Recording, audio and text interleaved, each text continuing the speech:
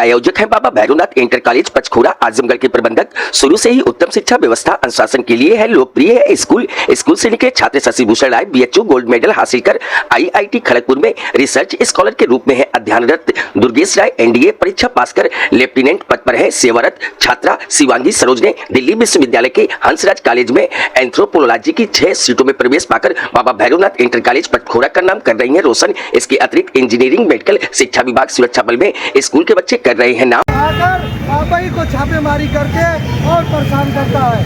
एक तो हम सरकार के कर्ज से बोझ से लदे हुए हैं, उसके ऊपर अलग से हमारे ऊपर एक कर्ज दे दिया जाता है। आप मन की बात करते हैं, एक बार मन की बात हमारे व्यापारी भाइयों के लिए भी कर दीजिए।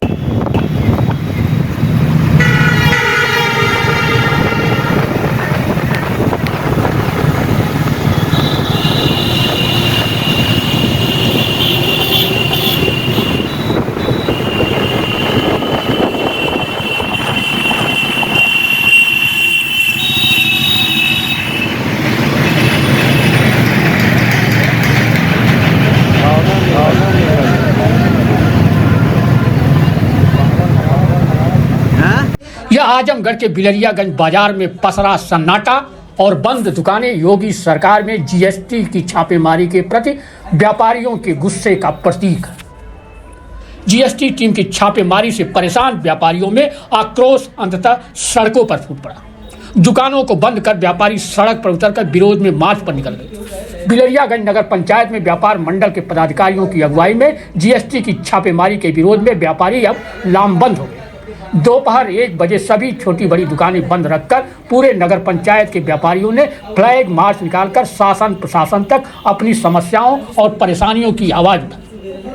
विरोध में सड़क पर निकलने वालों में प्रमुख रूप से व्यापारी दुर्गा प्रसाद गुप्ता, विनय मध्यसिया, अंबिका प्रजापति, रामवत गुप्ता, विजय कुमार गुप्ता, गोरख प्रसाद मोदनवाल, सर्वेश यादव, आदित्य नारायण वर्मा सहित हजारों व्यापारी शामिल रहे। और अंत में जब सभा करने का मौका आया तो बीजेपी के कार्यकर्ता भी व्यापारियों के साथ आए।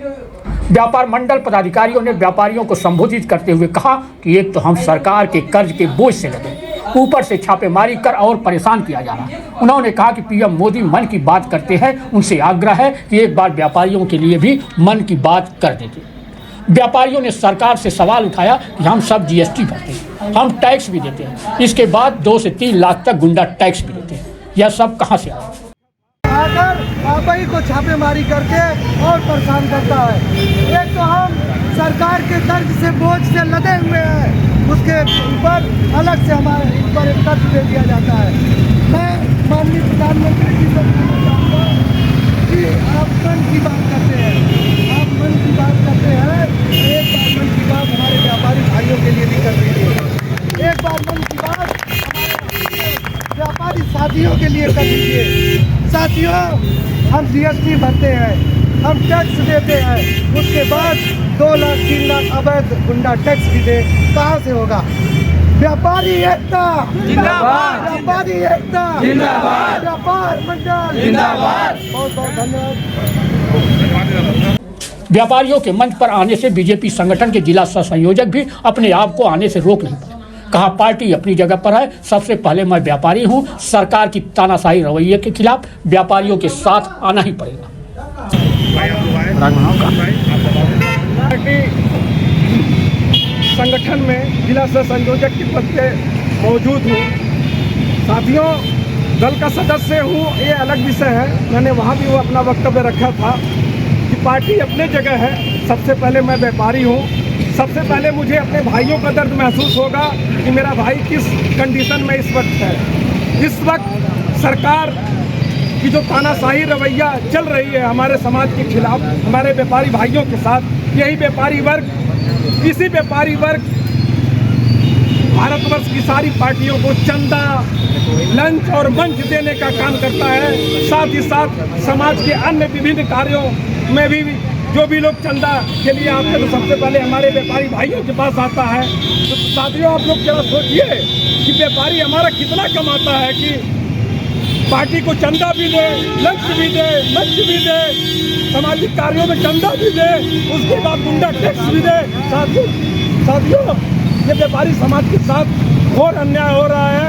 मैं एक दल के निष्ठावान कार्यकर्ता के नाते मैं माननीय मुख्यमंत्री योगी आदित्यनाथ जी से, माननीय प्रधानमंत्री नरेंद्र मोदी जी से ये विनम्र निवेदन इस कार्यक्रम के माध्यम से करना चाहता हूँ कि जीएसटी के जो प्रावधानों में कुछ बदलाव लाएं। जैसे कि अभी गोरख भैया ने बताया है कि कुछ अन्य प्रदेशों में 40 लाख टर्नओवर पे जीएसटी है, हमारे यहाँ 20 लाख पे।